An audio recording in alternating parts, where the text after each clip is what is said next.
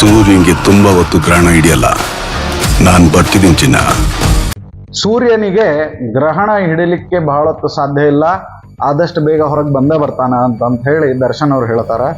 ಆದ್ರೆ ದರ್ಶನ್ ಅವರಿಗೆ ನಿಜವಾಗಿಯೂ ಗ್ರಹಣ ಹಿಡಿದಿದ್ದು ಯಾಕೆ, ಮಾಡಬೇಕಾದಂತಹ ಪರಿಹಾರಗಳನ್ನು ಮಾಡ್ಕೊಳ್ಳದೇ ಇದ್ದುದರಿಂದ ದರ್ಶನ್ ಅವರ ಜಾತಕದೊಳಗಿರುವಂತಹ ಸರ್ಪದೋಷ ಅವರನ್ನು ಕಾಡ್ತಾ ಇದೆ. ಈ ಹಿಂದೆ ಅದರ ವಿಶ್ಲೇಷಣೆಯನ್ನ ಒಬ್ಬ ಖ್ಯಾತ ದೋಷಿಗಳು ಕೂಡ ಮಾಡಿದ್ರು.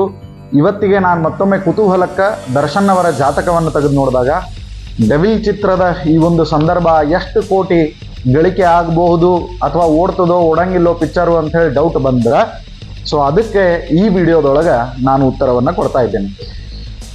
ಮಕರ ರಾಶಿ ಶ್ರವಣ ನಕ್ಷತ್ರದೊಳಗೆ ಹುಟ್ಟಿದಂತಹ ದರ್ಶನ್ ಅವರಿಗೆ ಸರ್ಪದೋಷ ಇದೆ. ಸೊ ಅವ್ರೇನು ಮಾಡ್ಲಿಕ್ಕತ್ತಾರ ಅಂತಂತಂದ್ರೆ ಬಾಕಿ ಎಲ್ಲ ಕಡೆನೂ ಹೋಗ್ಲಿಕ್ಕತ್ತಾರ. ಆದರೆ ಸುಬ್ರಹ್ಮಣ್ಯನ ಒಂದು ಸನ್ನಿಧಾನ, ಹುಬ್ಬಳ್ಳಿಯಲ್ಲಿ ಇರ್ತಕ್ಕಂತಹ ಪರಿವಾರ ಸುಬ್ರಹ್ಮಣ್ಯ ದೇವರ ಸನ್ನಿಧಾನಕ್ಕೆ ಬಂದು ಒಂದು ಬಾರಿ ಅವರು ಕಳಕಳಿಯಿಂದ ಸರ್ಪದೋಷ ಪರಿಹಾರ ಶಾಂತಿ ಮತ್ತು ಆಶ್ಲೇಷ ಬಲಿಯನ್ನು ವಿಶೇಷವಾಗಿ ಮಾಡಿಸ್ಬೇಕು.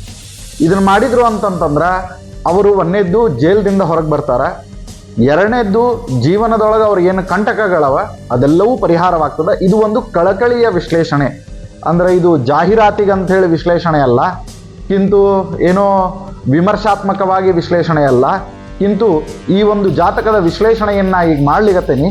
ಸೊ ಈ ಜಾತಕ ದರ್ಶನ್ ಅವರ ಜಾತಕ ಏನಿದೆ ಅವರಿಗೆ ಒಳಿತಾಗಬೇಕು ಅಂತಂದ್ರೆ ಅವರು ಸರ್ಪದೋಷ ಪರಿಹಾರ ಶಾಂತಿ ಆಶ್ಲೇಷ ಬಲಿಪೂಜೆಯನ್ನು ವಿಶೇಷವಾಗಿ ಮಾಡಿಸಿ ಅವರ ಹೆಸರಿನಲ್ಲಿ ಒಂದು ನಾಗರ ಮೂರ್ತಿಯ ಪ್ರತಿಷ್ಠಾಪನೆಯನ್ನು ಮಾಡಿಕೊಂಡು ಅದರ ನಿತ್ಯ ಪೂಜೆ ಅನುಷ್ಠಾನಗಳನ್ನು ಮಾಡ್ಕೊಂಡು ಹೋದಾಗ ಇವತ್ತಷ್ಟೇ ಅಲ್ಲ, ಇನ್ನು ಮುಂದೆ ಬರುವಂತಹ ದಿನಮಾನಗಳಲ್ಲಿಯೂ ಕೂಡ ಅವರಿಗೆ ಯಾವುದೇ ರೀತಿಯಾದಂತಹ ತೊಂದರೆಗಳು ಸಂಭವಿಸೋದಿಲ್ಲ. ಸೊ ಇದನ್ನು ದಯವಿಟ್ಟು ಈ ವಿಡಿಯೋವನ್ನು ಆದಷ್ಟು ಲೈಕ್ ಮಾಡಿ, ಶೇರ್ ಮಾಡಿ. ವಿಜಯಲಕ್ಷ್ಮಿ ಅವ್ರಿಗೂ ಕೂಡ ಹೋಗಿ ಈ ವಿಡಿಯೋ ಮುಟ್ಲಿ.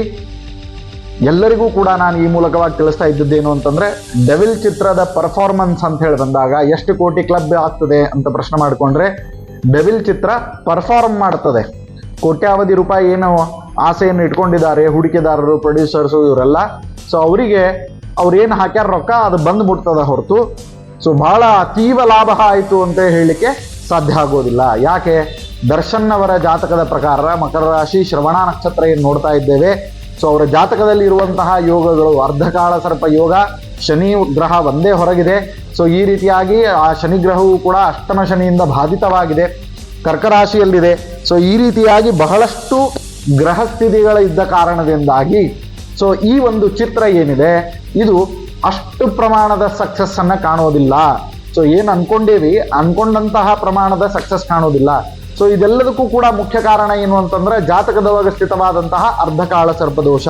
ಸೊ ಈ ಕಾಳ ಸರ್ಪದೋಷ ಪರಿಹಾರ ಮಾಡಿಕೊಂಡ್ರು ಅಂತಂತಂದ್ರೆ ಪಿಕ್ಚರ್ ಸಕ್ಸಸ್ ಆಗೋದು ಅಷ್ಟೇ ಅಲ್ಲದೇನೆ ಅವರ ಕರಿಯರು ಕೂಡ ಇನ್ನ ನೆಕ್ಸ್ಟ್ ಲೆವೆಲ್ಗೆ ಹೋಗ್ಲಿಕ್ಕೆ ಸಾಧ್ಯ ಆಗ್ತದೆ.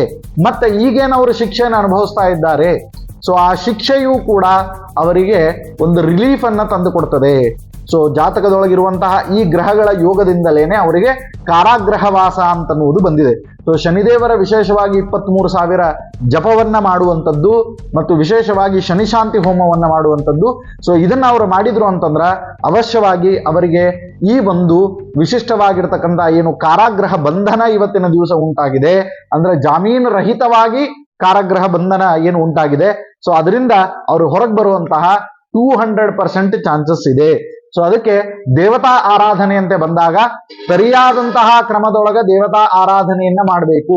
ಇಲ್ಲ ಅಂತಂದ್ರೆ ಏನಾಗ್ತದ ಅಂತಂತಂದ್ರೆ ಈ ರೀತಿಯಾಗಿ ಯಾವುದೋ ದೇವತಾ ಆರಾಧನೆ ಮಾಡಿ ಏನೋ ಫಲ ಪಡಿಲಿಕ್ಕೆ ಹೋಗಿ ಮತ್ತೊಂದು ಯಾವುದೋ ಎಡವಟ್ಟಿಗೆ ನಾವು ಸಿಕ್ಕಾಕೊಂಡ್ಬಿಡ್ತೇವೆ. ಸೊ ಅದಕ್ಕೆ ಎಲ್ಲರಿಗೂ ಕೂಡ ತಿಳಿಸೋದೇನು ಅಂತಂತಂದ್ರೆ ಜಾತಕವನ್ನ ಸರಿಯಾಗಿ ವಿಮರ್ಶೆ ಮಾಡಿಕೊಳ್ಳಿ. ಸೊ ಅಂದಾಗ ಮಾತ್ರ ನಿಮಗೆ ಪರಿಹಾರ ಸಿಗ್ಲಿಕ್ಕೆ ಸಾಧ್ಯ ಇದೆ.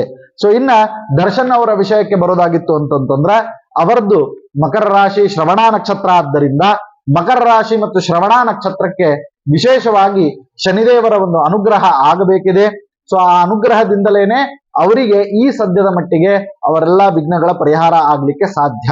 ಆದ ಕಾರಣದಿಂದ ದರ್ಶನ್ ಅವರು ಇಮ್ಮಿಡಿಯೇಟ್ ಆಗಿ ತಮ್ಮ ಗ್ರಹಣವನ್ನ ಸರಿಸ್ಕೊಳ್ಬೇಕು ಅಂತಂತಂದ್ರೆ ಏನ್ ಮಾಡ್ಬೇಕು ಅಂತಂದ್ರೆ ತಮ್ಮ ಗ್ರಹಣವನ್ನ ಕಳೆದುಕೊಳ್ಬೇಕು, ಈ ಕಾರಾಗ್ರಹವಾಸದಿಂದ ಹೊರಗಡೆ ಬರಬೇಕು ಅಂತಂದ್ರೆ ಅವರು ಮಾಡಬೇಕಾದಂತಹ ಶಾಂತಿ ಪೂಜೆ ಯಾವುದು ಅಂತಂತಂದ್ರ ಅರ್ಧಕಾಳ ಸರ್ಪದೋಷ ಪರಿಹಾರ ಶಾಂತಿ, ಶನಿ ಜಪ ಮತ್ತು ಶನಿ ಶಾಂತಿ ಹೋಮವನ್ನ ವಿಶೇಷವಾಗಿ ಮಾಡಬೇಕು.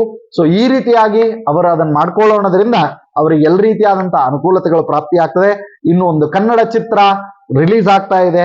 ಸೊ ಎಲ್ಲರೂ ಕೂಡ ಅವಶ್ಯವಾಗಿ ಅದನ್ನು ನೋಡಿ ಹರಸಿ ಹಾರೈಸಿ. ಯಾಕಂದ್ರೆ ದರ್ಶನ್ ಒಬ್ರೇ ಅಲ್ಲಿ ಪಾತ್ರದಲ್ಲಿ ಇರೋದಿಲ್ಲ, ಬಹಳಷ್ಟು ಜನ ಕಲಾವಿದರು, ಬಹಳಷ್ಟು ಜನ ಟೆಕ್ನಿಷಿಯನ್ಸ್ ಎಲ್ಲರೂ ಕನ್ನಡದವರೇ. ಸೊ ಅವರೆಲ್ಲರೂ ಕೂಡ ಪಾರ್ಟಿಸಿಪೇಟ್ ಮಾಡಿರ್ತಾರೆ. ಸೊ ಅವಶ್ಯವಾಗಿ ನೋಡಿ ಹರಸಿ ಹಾರೈಸಿ ಅಂತ ಹೇಳ್ತಾ ವಂದನೆಗಳು. ನಮಸ್ಕಾರ. ಪರಿವಾರ ಸುಬ್ರಹ್ಮಣ್ಯಾಯ ನಮಃ.